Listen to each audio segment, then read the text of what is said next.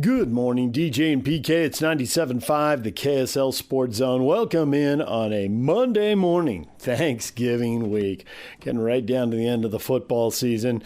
Utah, BYU, Utah State, all winning Saturday. You're going to hear from the coaches coming up later this hour. But we're going to start with the Utah Hockey Club. The losing streak is over. They beat the New York Rangers. Let's get to the best of the postgame show. DJ and PK, the Utah Mammoth beat the New York Rangers 3-2 at Delta Center on Saturday night. It was a game where Utah took a first-period lead, fell behind in the second, and won it in the third on Hockey Fights Cancer for the Huntsman Cancer Institute and the Huntsman Cancer Foundation. A special evening ends in 2 points for the Mammoth, who finished the evening at 11-8-3 and 6-2-1 at home as they ended Saturday night back in that playoff spot in the second wild card in the Western Conference. Nobody hotter on the Mammoth right now than J.J. Peterka. He's got 6 points in his last 6 games and 5 goals in his last 6 after he netted his 9th 10:08 into the first period. McBain zips it back up top. Schmidt opens fire and no goal, and it's in. They score. Muscles one across the goal line to take a 1-0 lead here in the first. Rangers tied it up. We were 1-1 after 20, and on to the second we went. Utah got the first 4 shots in the second, but it was New York taking a 2-1 lead. Artemi Panarin, now 5 goals against Utah in the NHL, the most that any skater has scored against Utah. Artemi Panarin, the breadman, and his 5. But it lasts for just 2 minutes and 26 seconds before Captain Clayton Keller picked up a puck, pushed it under the bar into the net, and it ultimately counted. Yamamoto right down the middle. Yamamoto fumbled it, and then Keller scored. No, it's off the pipe. Whoa. And the horn goes off here.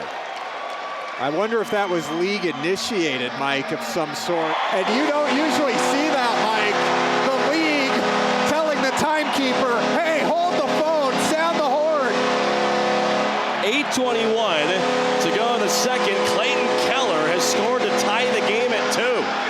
And then in the third, Utah broke the tie. Nick DeSimone, who did not play in the first month of the season as Utah's extra defenseman, re-entered the lineup 2 weeks ago yesterday, and he scored a couple of big goals for the Mammoth. The first one spurred the comeback down 2-0 against Buffalo back on Wednesday, November 12th at Delta Center, and then on Saturday he'd get the game winner in the third period.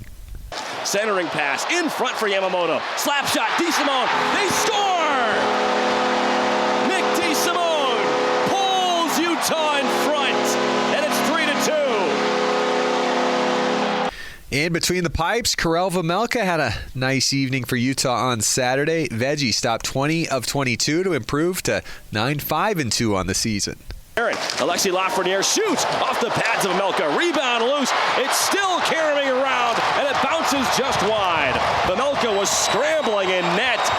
So Utah now 10-2 this year when they score 3 goals or more, as they did on Saturday night at Delta Center, holding on for the 1-goal victory, a 1-goal lead they held for the final 12:28 of regulation. Let's hear from head coach Andre Turdy from after the game on Saturday night. Saturday night against the Rangers, 2 points. What a beautiful night in Utah, eh? Cannot be more proud of the battle level, the way we drove the net, the way we moved the puck quick, and we won battles forwards. And there's a lot of guys I'm proud of. A lot of guys. That's what I said in the run to the game. There's a lot of guys who could have or should have been on the ice in the last minute of play. Had to pick guys, but it was fun to coach that game. Pre-game, we talked about momentum swings and managing those. How do you feel your team fared with those, especially later in the game? Oh, really good. I think we, when they score in the second, I really like the way we respond. We had a tough shift in the third where we turned it over, and then Kuz line went on the ice, and we talked on the bench about momentum and how to get the momentum back. And They did it big, not just by their decision, but they scored a goal on top of it, playing the right way on that shift. So that was good, and we need to give credit to Veg because that key moment, like you just mentioned, he made key save. When it comes to the messages you guys have talked about the last couple of days, the adversity they're learning from, I know you said you're proud of this group to have that performance, but what else does a performance like that say about the ability to rebound when they need to and come back and have a bounce back? Yeah.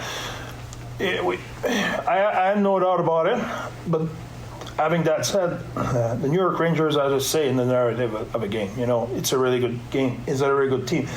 Same thing then Vegas was and will be. They have a say in what will happen on the ice. But what we could control, we did it with pride, with intensity, with focus, with determination. So it's good. I'm happy about the way we play, but at the same time, it's midnight rules. Great, celebrate. Good job, but doesn't mean anything anymore. We just have 2 more points. We need to be ready for the next game in front of our fans against Vegas and have a bounce-back game. You said yesterday that the problem was the battles, in front of the net, in the corners, whatever it may be. Do you think that was the difference in tonight's game? Absolutely, it was. Well, how did we score the first goal? Mm-hmm. That's exactly that way. How did we score the third goal? That's exactly that way. You look. Go on the whatever ESPN or whatever the SEG or whatever the TV you want to look at, and you look at all the goals in the NHL tonight. The way we score, that's the way the NHL score. The seam, backdoor, and this and that will be probably 30% of the goal. The goal are Gracie driving the net, getting a stick on the rebound, getting shot with point shot with traffic, those kind of goals. That's the way. That's the way the NHL works. If you want to be successful, you need to be heavy inside. You need to go inside. And tonight we were competitive. We're underneath on the net and made a difference. Well, J.J. Peterka is a goal scorer. 27 goals last year in Buffalo, 28 the year before that, and up to 9 now on Utah, which is tied with Logan Cooley and second on the team behind Nick Schmaltz and his 10. But J.J. Peterka is coming hot for that team lead in goals, and we heard from J.J. after the game. Nick DeSimone on the bench just called this a bounce-back game. How would you characterize the performance you guys had tonight? Yeah, I think just a good team effort throughout the whole game. Even when we went down tonight, we just kind of found a way to get back in the game and just kind of like sticking to the game plan. Net front presence seemed to be a big emphasis and theme tonight. Can you explain a little bit of the mindset going in and what you guys were looking to accomplish with that? Just competing harder. I think that was kind of like the message over the last couple of days. We kind of got a little away with that for the last couple of games, and I think today we did a much better job just getting in shooting lane, getting a screen, getting second chances, so that kind of like gave us the win. Karel Vejmelka, really big saves, especially there at the end. What do you see of him tonight? Yeah, I think just super consistent game. Huge saves, I think, also in the third there with like 4 rebounds, 5 rebounds. Kept us in the game the whole game, and we did our job on the other side. After that high-event first period that saw shots 13-12 in favor of the Mammoth, Utah outshot the Rangers 21-10. The rest of the game, they didn't have a power play on Saturday night, and they held New York to just 2 power play situations, killing a big penalty in the third period with the 1-goal lead. Utah now has not allowed a 5-on-4 power play goal in 12 straight games. The Rangers came into the game 7 for the last 17, hottest power play in the NHL since November 8th. Let's hear from Nick DeSimone after that game-winning goal for the Mammoth on Saturday night. What's your season been like, the journey for you? How have you been able to stay ready for big moments like this? Yeah, I mean, it's just my job to be ready, whether I'm playing or not playing. Just being in a good mood and being grateful for every day and showing up. And, if I'm playing, just try to do what I can to help. How big was Veggie's save there in the third period that helped kind of springboard your opportunity to score? Yeah, he had a few of them. He was great all night, and obviously, we love playing in front of him, and we know what he's capable of making those big saves. So, yeah, it's fun to watch. I know you like to bring stability, obviously, now that you're in the lineup kind of consistently, but does the confidence build with each game for you personally? Yeah, I think I mean, I think I have a lot of personal belief, and that's been through experience and over the years. But yeah, anytime you can kind of get in a rhythm and play with great partners. Any D in our core is great to play with. So that gives me a lot of confidence as well. So just trying to go out and play my game and have some fun with it. Is the game-winning goal the best birthday present you've ever had? Yeah. I don't know. It's a great question. I'd probably have to say something my wife got me. Can't think of that right now, but. And we're going to do it all again coming up tonight, and we're going to do it against Vegas, 7 o'clock at Delta Center. Second meeting in 5 days between the Mammoth and the Vegas Golden Knights. Most disappointing, most frustrating game of the season on Thursday, and a 4-1 Vegas win. Utah was disappointed about that one. Went back to work Friday at practice, got back to work Saturday, and looking to get redemption against the Golden Knights at Delta Center coming up tonight. 7 o'clock face-off. We'll be on the air 6 o'clock on Hockey Night in Utah right here on the KSL Sports Zone. And as always, we invite you to join Mike Folta and myself from Mammoth Daily, wherever you get your podcast, Monday through Friday, Apple, Spotify, on the Utah Mammoth YouTube page, on SEG Plus as well. We're with you 30 minutes every day, giving you all of your exclusive Utah Mammoth content from your radio broadcast team. It's our Monday morning power play today on the show. Tomorrow, our Tuesday mailbag. So we'll see you at Delta Center tonight or here on the radio, and talk to you, as always, whenever works for you on Mammoth Daily.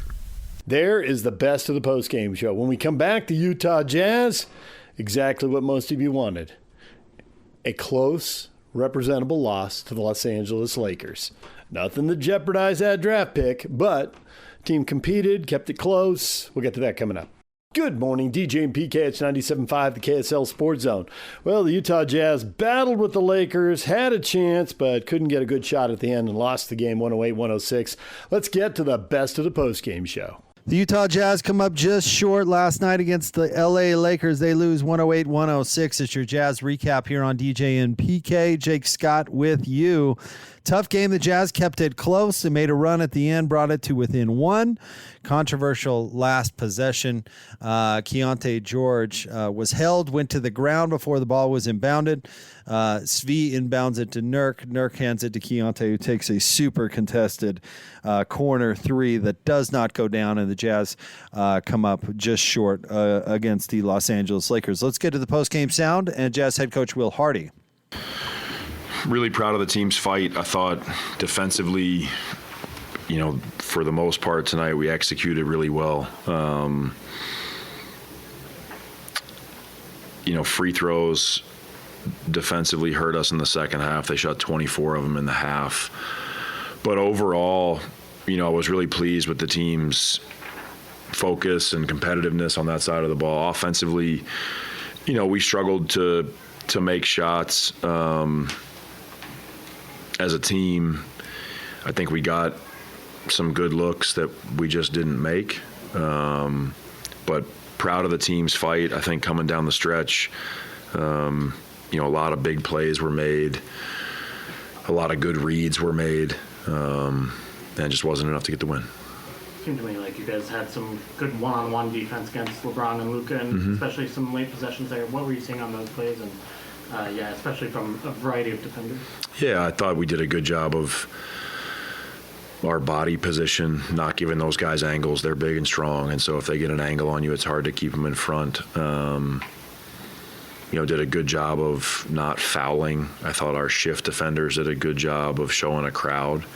I thought the play where I think it was Lowry was guarding Luka in the high quadrant, but LeBron had the ball on Keontae. Lowry showed a great shift and closed back out and made Luka sort of shot fake before he shot. I guess technically it's a catch and shoot, but there was a shot fake in there. So possessions like that, I think, stand out. Ace obviously had great hands on his last isolation defense. I think a lot of it is the body position, the fighting early, not letting them just walk us down, making them work to get the ball low. So I think it's definitely a step in the right direction. And on that last play, just what did you see unfold? It appeared to me that Keontae got fouled before the ball came in. That's not how it went. We had an extra timeout. It's loud. I yelled timeout twice while the ball was in, but again, like, that's not, once it was in and Keontae got it and shot, like, it just is what it is. That happened in 2.2 seconds. He gets the shot off. So yeah, I mean, it's a tough moment because it ends up being a scramble once Keontae hits the ground. But I think to get ourselves in that position, we did a lot of good things. I thought the possession where we didn't call timeout and we went on the run, I thought Lowry got a great look right there at the top of the key. So I think there were a lot of good things that our team did to put ourselves in position to win. And it just didn't go our way. The second most minutes Ace has played, like 10 seconds or so. What are you getting more comfortable with? How you're using him?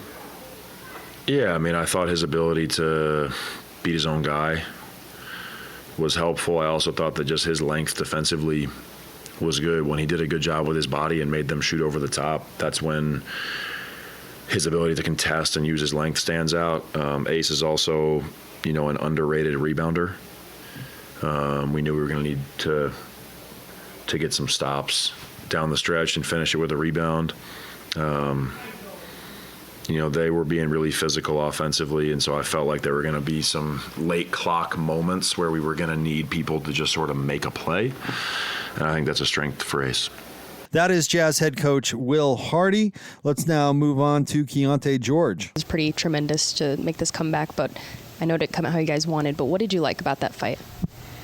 I mean, like you said, we stayed in a fight, understood how we wanted to play. I felt like we executed down the stretch. We got a lot of good looks. We was getting to the paint, we was getting downhill, like we was playing Jazz basketball. So that's what got us in the game, honestly. Obviously, Ace had some big moments on offense tonight, but some defensive stops too, especially late in the game. What are you learning about him every single game? I mean, he got a lot of things in his toolbox. He got length, size. I mean, he has the ability to slide his feet, and I feel like he can guard, a lot of positions. So that's why I feel like he's versatile on that end. And then as far as offensively, I saw tonight getting us extra possessions, getting on the rim, crashing the glass. So Ace is he's coming into his own, and he's understanding, how he impacts the game. And then, at the end of the day, I tell him all the time, just be yourself, be the Ace that we all know. So he's starting to figure it out, and y'all starting to see it come into fruition for sure. Can you walk us through kind of what developed on that last possession? Obviously just tried to go get the ball, and we ended up getting not a great look, but at least we got a shot off. At the end of the day, you don't want to put the game in the ref's hands, and there's a lot of things in the first half that we could have controlled, and you seen the second half where we made a push. So if we can put two halves together, we don't put ourselves in that situation at all. You had a one-on-one defensive play, ISO against LeBron too, late at the game, and kind of forced him to take that tough shot. Has your approach to those moments kind of changed in this year compared to maybe in the past? For sure. I don't know if y'all can remember, but my rookie year, I think, he was trying to hunt me down the stretch, and I had went up to Will and was just asking, like, you want me to hedge and get back? Or he was just like, nah, you got to switch. You don't want to be one of those guys where we got to schematically make you hedge on certain people. He wanted me to be able to guard, and, at the time, I'm young, you don't see things like that. But now, like you said, guarding the best player to ever touch the basketball and, get a stop down the stretch like that is, obviously it shows the work that I put in and the trust that Will had in me back then. And, obviously I didn't see where it could go, but, now just, that moment, I'll be able to look at the film and watch that and know, down the stretch I'm able to, play both sides of the ball.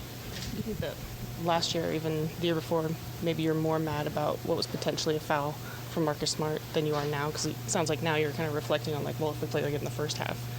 Do you think that maybe in the past that you would have been more mad about the moment? For sure, obviously, I think about a play when we played Indiana last year, tried to draw the foul on Pascal. He ended up getting a layup. We lose the game.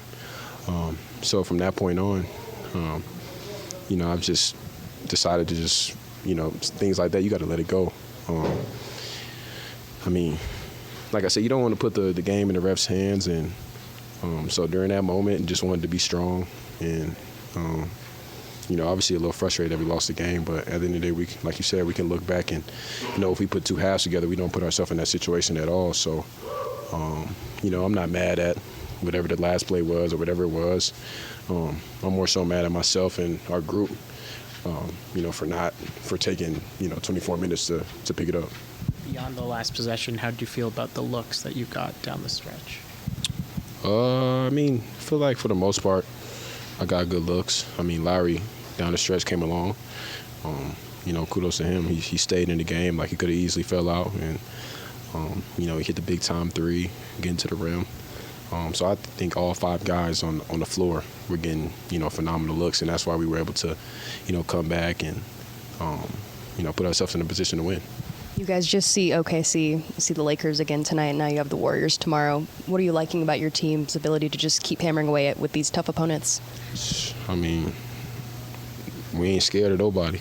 I try to tell the guys all the time, like, we in the NBA too. Like, Will says it all the time, like, the NBA is fun. We get to play, multiple guys that people talk about on television and in the media, and we get a chance to compete and, put ourselves out there. So, it's nothing but fun. We're grateful for every moment we get to step on the floor, no matter who's on the opposite side. So, we just been obviously taking it day by day, but to see, to be honest, we were getting our heads kicked off. So the fact that we fighting every single night, it's fun basketball. But obviously, we still want to win games. So we just got to figure out, how to get over the hump. There you go. That's Keontae George. 27 points last night for Keontae, 10 of 23 shooting, 4 of 10 from 3. Also added 8 assists, but the Jazz fall to the Lakers 108-106. Next up for the Jazz, they take on the Golden State Warriors in San Francisco tonight.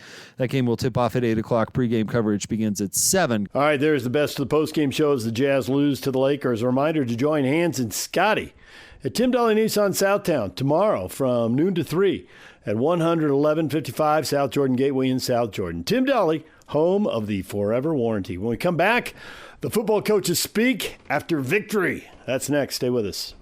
Good morning, DJ and PK. It's 97.5, the KSL Sports Zone. Well, it was a good weekend for the Utes, the Cougars, and the Aggies as they all won their games. Now, they didn't all get the help they needed, but hey, what are you going to do? Let's go in chronological order. Let's start with Utah. They won the 2 o'clock game. It's stretched until 6, 51-47, a wild comeback. Why was the run game so brutal? What did Kyle have to say at halftime? How did they get off the deck and come back? Here's Kyle Whittingham. Hope you enjoyed that one. That was one for the ages. I guess games like that come along every once in a great while, but so proud of our guys hanging in there. Got battered in the run game. If you'd have said we're going to give up nearly 500 yards rushing and win the game, I'd say you're crazy. That doesn't happen. And so just a great illustration of what determination and guts and never say die attitude can get you. And that just so happy for our seniors to be able to go out with a win, their last opportunity in Rice Eccles. Excuse me. When I think about our seniors, I get emotional, so I apologize. But it's just so awesome for them to be able to have that experience. Offense, great job.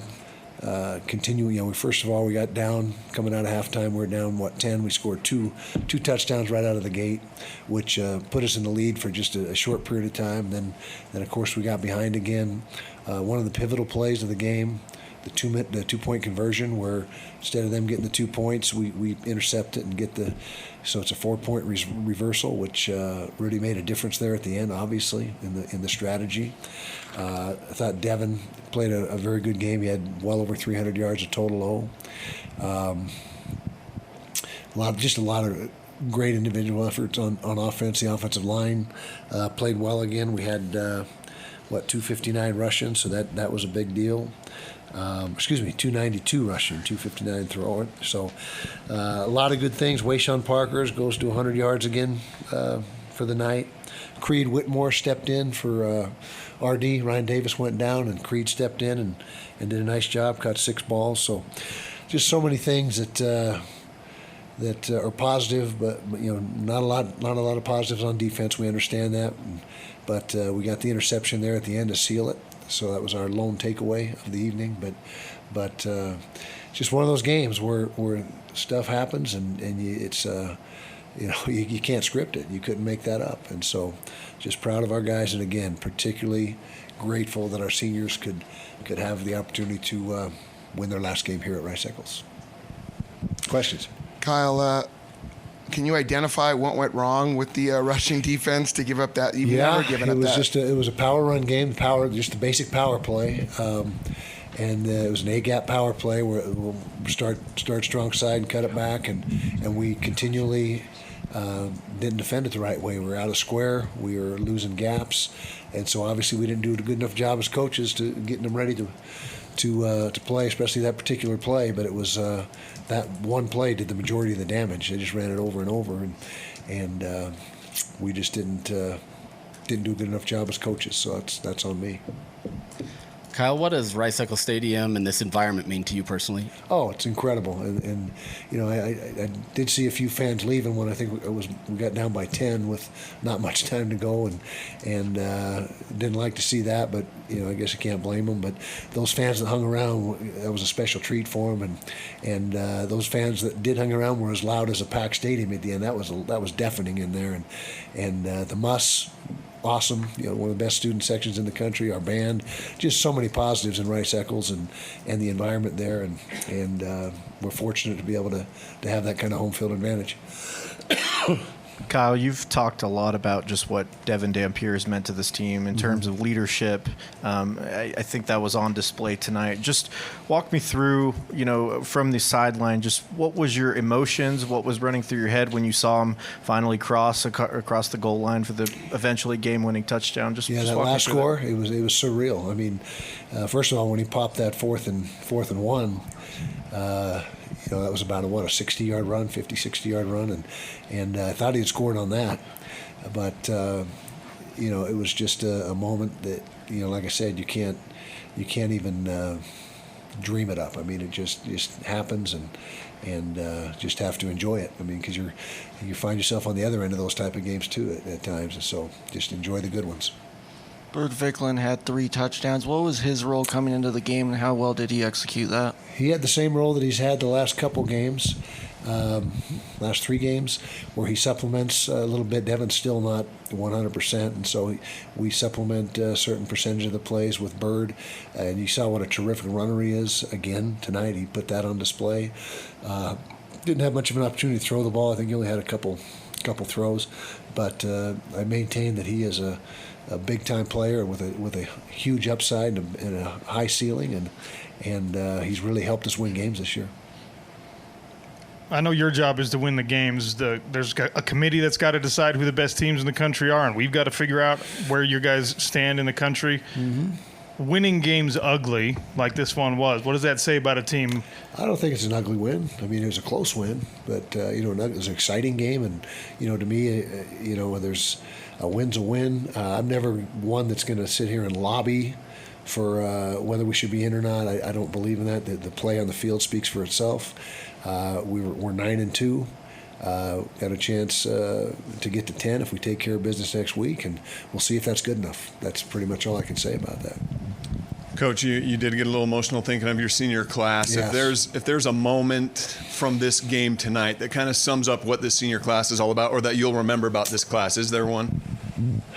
Wow, so many. There's too many. I don't think there's any one in particular, but just the guts and the intestinal fortitude that they showed, and never say die attitude. I mean, they were the whole time on the sidelines. No one was pointing fingers. No one was getting down on anybody. It was just very positive and very upbeat, and that's who we are. I mean, that's our culture. Coach, do your best job at walking and the fans through and painting a picture for the moment from the moment Kansas State went up by 12 to Teo taking that 2-point conversion back. Just do your best job of painting a picture for the fans, helping put them on the sidelines. What was the message? What was being talked about from players to coaches? Well, we knew there was enough time to still win. I mean, it was not a done deal. I guess ESPN had us at 97% chance of losing at that point on the meter. My daughters look at that the whole game, and that's how they decide if they're happy or not. But it was down to 97%. But there's 3% there for us, I guess. So we felt that if we could get the ball in the end zone again, then manage the clock, and we had all 3 timeouts. Fortunately, we didn't squander any of the timeouts because that was huge down the stretch there to have all 3 of those in your pocket. But everyone on the sideline never stopped believing. Nobody threw in the towel. They had that belief, that unwavering belief that you need to have there, and they continue to persevere. So that's as good a picture as I can paint. Kyle, it's become pretty clear how much Devin and Lander mean to this team emotionally. Yeah. What did it mean to you to see them make the plays that they did late in the game, the 59-yard run, the interception for Lander? Yeah, it was great. And what a fitting way for Lander Barton to finish his career here at Rice Eccles. I guess maybe there may be one more, I don't know. But for him to seal the victory with that pick, he's done so much for this program through the years. Just a tremendous competitor. His whole family, that starts with his parents played here, and his mom was an all-WAC performer in 2 sports, and of course Jackson came here, then Cody, and then Lander, and his sister, Danny is tremendous, and so the whole family has just been so integral to Utah athletics for so many years. It was good to see him be the guy to seal it. Take 2 more. Kyle, at halftime, there's a lot of different ways to play it. You encourage them, be angry, and fire them up. What did you say, and how did you say it? I lit into the defense pretty good. I said, that's not who we are. I mean, there's times to coddle, and there's times to get after them, and I felt that was the time to do that, and that was my message, and they responded. They didn't flinch. They didn't hang their head. They got the message loud and clear, and not that we are as good as we needed to be in the second half either. I mean, we were at the end there, but we still were not who we usually are. But offense had been productive, and just telling them, hey, your job is to go out and score this first drive and cut the deficit to 3, and they did. In successive drives they scored, but the defense, they knew, they're smart kids, they understand, and got after the coaches too, because we weren't doing our best job coaching. Kyle, Teo has had an up and down season, but he had that 2-point conversion that was turned into an interception. Can you just speak about how important that play in particular was for this game, and also how important it was for Teo, who has had such an up and down year? Yeah, and I would say when you say up and down, I think it was down the first half, and it's been way up the second half. It hasn't been like a roller coaster. He just wasn't playing his best ball. He knew it. A lot of that's our fault. We had to, we put him down at strong safety for a period of time instead of free, that's really where he feels most comfortable. And about midway through the season, we said, hey, we're going to just put Teo back where he feels more comfortable, and he started to flourish from there. And so that's as much on us as it is on him. But the second half of the season, he's really played like he's capable of. That play, as I mentioned, was instrumental. If that play doesn't happen, it's probably a different outcome. In fact, if we didn't score on it, that would have changed the complexion of it. If we would have just defended it, still put us at a pretty good deficit. And so, like I said, that was a 4-point switch, and kept our hopes alive. Gave us a better chance. There's Kyle Whittingham after a wild 51-47 win over Kansas State. BYU able to grind out with a fantastic running game. They're able to grind out a 26-14 win over Cincinnati. A big road win. They now need to beat UCF at home, and they go to the Big 12 Conference title game. Here is the head coach, Kalani Sitake. Excited about the result, obviously. Proud of the guys, proud of the team. Hats off to Cincinnati. I thought they gave us made it really hard on us, and defensively they played lights out, man. We just were able to possess the ball and get some first downs, and just really proud of LJ and the O-line and Bear, the entire offense. Defensively, I'm proud of what they did too. We gave up some big plays, but we know what the the mistakes were those are fixable. We can fix them by next week. And so all 3 phases, I'm really proud of the way they played. Wasn't perfect, but we'll take the result, and we'll keep learning, get better for next week. But we got a senior night coming up for us, or whenever when the game is. We don't know yet, but whenever the game is, any time of the day, we'll be ready for that. And it's going to be a lot of fun. But really, really fortunate we got the win here. Proud of the fans that came, and it was a cool environment here. And Cincinnati did a great job. It was Big 12 football, so we're glad we got the win. We just keep working and get better. What questions do you guys have for me? What does it say about the resiliency of your guys when you didn't have Chase out there and you were it was a slugfest? Yeah, I mean that's our kind of style. We like winning a lot of different ways, So I'm proud of the way the guys did it. I'm glad that we had to count on LJ and O-line and all the tight ends, everybody blocking to win the game. I was proud of the way the guys did it. So I like their response to any adversity we get, and so that's a lot of the leadership. Even though Chase didn't finish the game, he was able to lead on the sidelines too. So really proud of the entire team. Was that the plan coming into this game to lean on LJ in this matchup? I think so, but he was doing so good. He's hard to not give him he's the hot hand. Just keep feeding it to him, and we just needed him to rest a little bit. And there's times that he was pushing Enoch and everybody else out of the way. He wanted to stay in the game. So I know he's not 100%, but man, when he plays with that mindset, it's hard for anybody to stop him. How big was that big offensive line up front? LJ gets a lot of credit, obviously, with the numbers, but yeah. Line had a heck of a day. Line did a great job. It was assignment sound football for them. Fundamentals, it comes down to blocking, and LJ was able to find the holes. But overall, in tight ends and receivers blocking downfield too, it helps spring the big plays. So just really proud of everybody and what they did, all 3 phases. It's hard defensively to hold this team to those 2 scores, and they did a great job. Jay and the boys did great, and I thought K-Pop did great. Will kicked field goal, so we're in a really good spot right now with all 3 phases. Just got to finish it next week. How serious is the Chase injury? Do you think he'll be back? I think he'll be back. We'll see. I think he was just making a smart decision to take himself out and let the other guys do it, and he didn't feel like he was going to be effective, and so I appreciate him making that decision for the team. How would you assess how Bear played in kind of a second really raucous environment? Yeah, I thought he played good. I mean, there's a lot of plays that we love to have back, but I'm really impressed with his ability to play and take care of the football. And I mean, he made a lot of checks. Made a lot of audibles, and I think he put us in the right position. Cincinnati gets a lot of explosive plays. You were able to limit those tonight. How about your defensive performance to kind of there were only a couple times they had big plays against you? I mean, you say that, but all we're talking about in the locker room as coaches are the big plays we gave up. So a lot of that, I mean, we just play clean football. When we do that, I think we have a really good chance of doing something special. What kind of statement do you think your team sent tonight as far as college football playoff and trying to enhance that resume? I'm not really worried about that. Like I said, I'm not here to campaign. I'm just here to play football and with our team, and we just try to find ways to win the game. Let the other experts figure that stuff out. We're just going to try to get our next win next week and just be thankful for what we were able to do.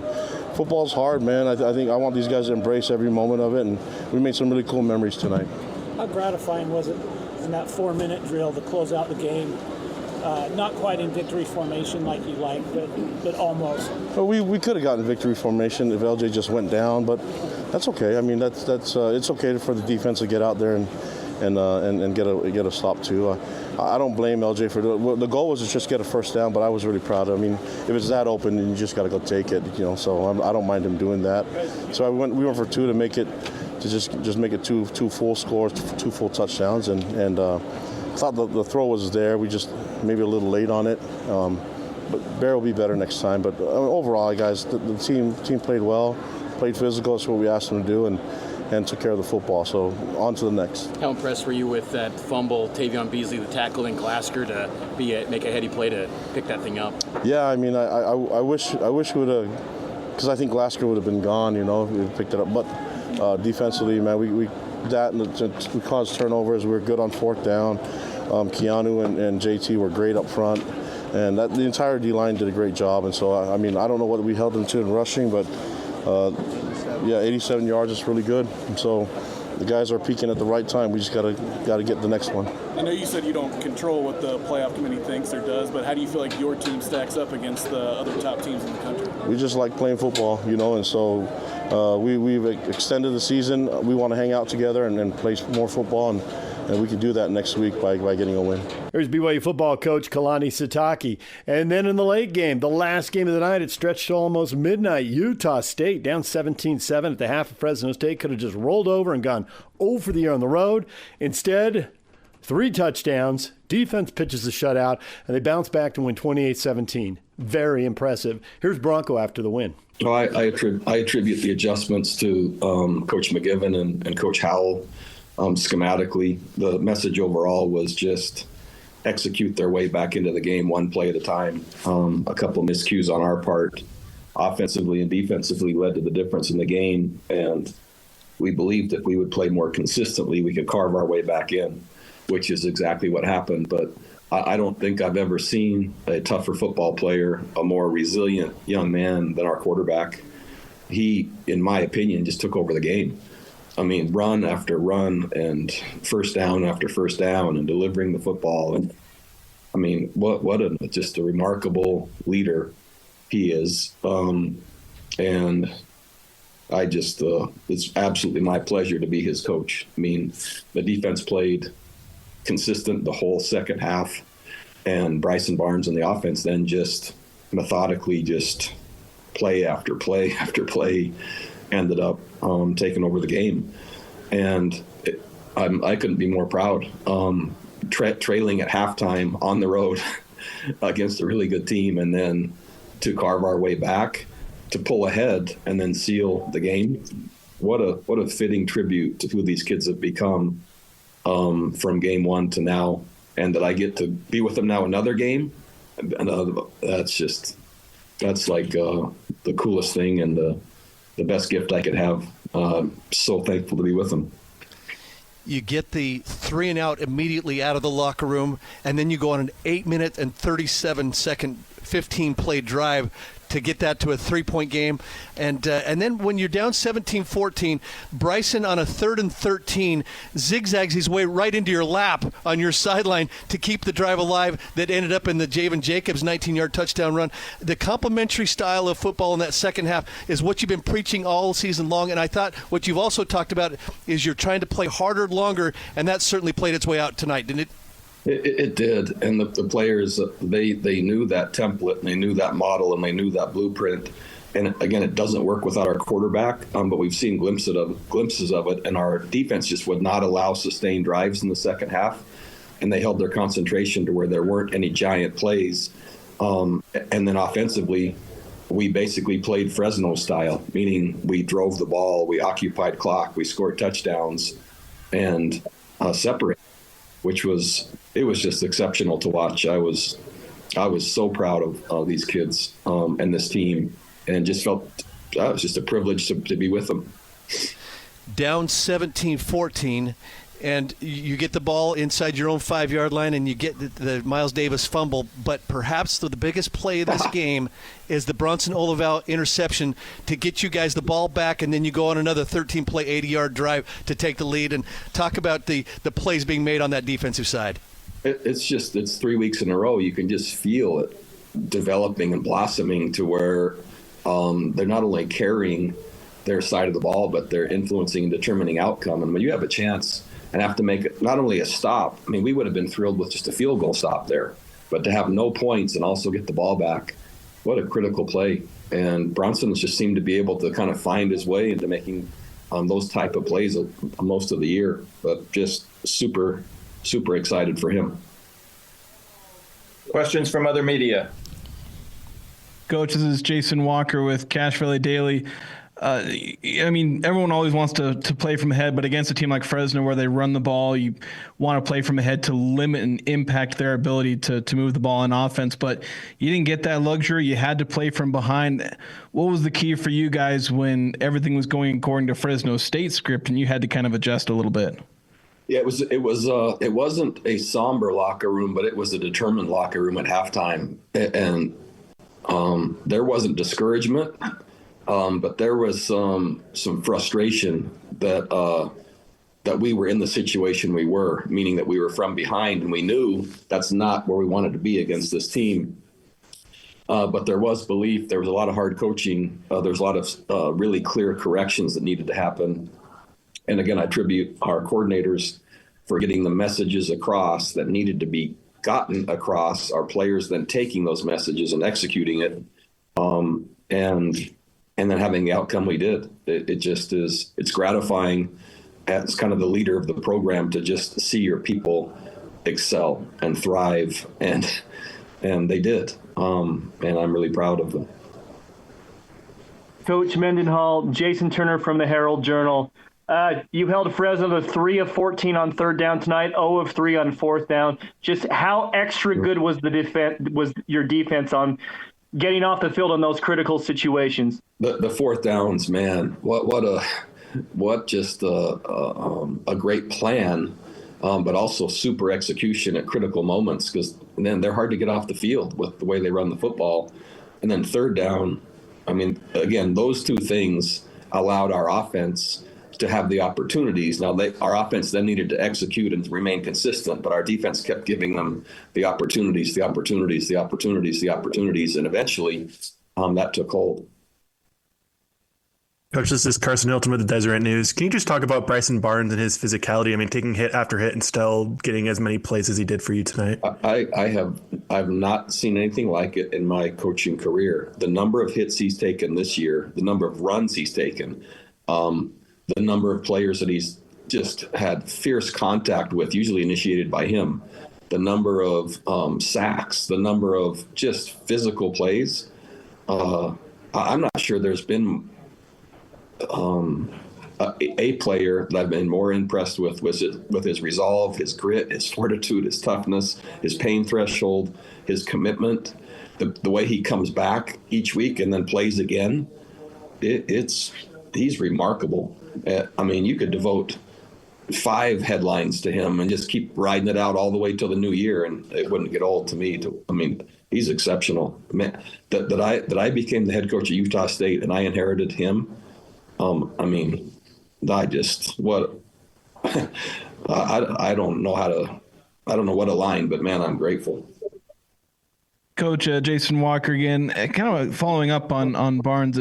Like in the first half, you guys really struggled to move the ball through the air, completing 50% of your passes. Just how much did you guys try and lean into Barnes as a runner, right? I mean, he ended with like 25 rush attempts. Then the passing game opened up as well. Like just how important was that running ability for him to open up the offense as a whole, including his own pass attempts? Well, you can't stop the quarterback run without using an extra number. And if you're going to use the extra number, you don't have it in coverage. And so there it is. And you can choose. Keep the number back, and Bryson will run for 8, 9, 10, 12, 13, 16, whatever. Or you can use a number on him, and then there's the throw game is open. And that really was the formula. I have to say, too, that Javen Jacobs, though, man, there was some really nice runs. So he came into his own also, and kind of John Wooden's definition of competitive greatness, right? Being at your best when your best is needed. Javen Jacobs was also kind of a glue component to that and those drives in the second half at the end. And so he has to be part of that. Besides Bryson, focus on him, focus on the run game. Oh, wait, you're going to give it to the running back. There he goes. And so Javen, that trio is really what happened. Coach Mark Greenwood with the Utah Statesman. Kind of similar line of questioning, but a lot of the Mountain West Player of the Year awards are team-based and take into consideration a lot of the records and things. But if you were to weigh in on the Offensive Player of the Year between Bryson Barnes and some of the other top quarterbacks, just what would you say about that? It's Bryson Barnes every day, all day, every vote.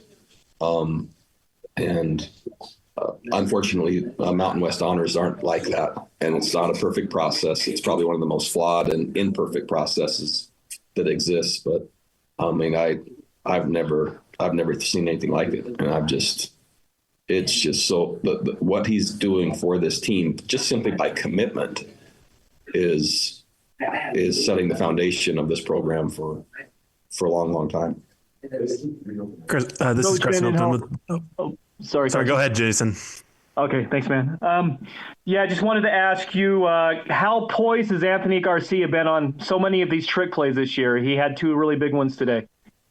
Yeah, so Coach McGivern is a master in terms of deception and tricks, and Just seems like every time AG gets the ball, he throws a touchdown or catches a touchdown or runs a reverse for a touchdown. And it's not like when the opponent sees him out there, they don't know something's coming, and yet the something works, and it keeps working.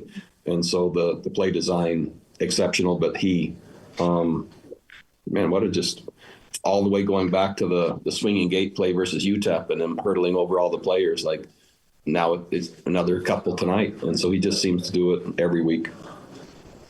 Coach, what was the conversation like after last week's loss to UNLV, one of the most brutal this program's had in a while, and just come into today and have that kind of gritty win that you just barely missed out on last week?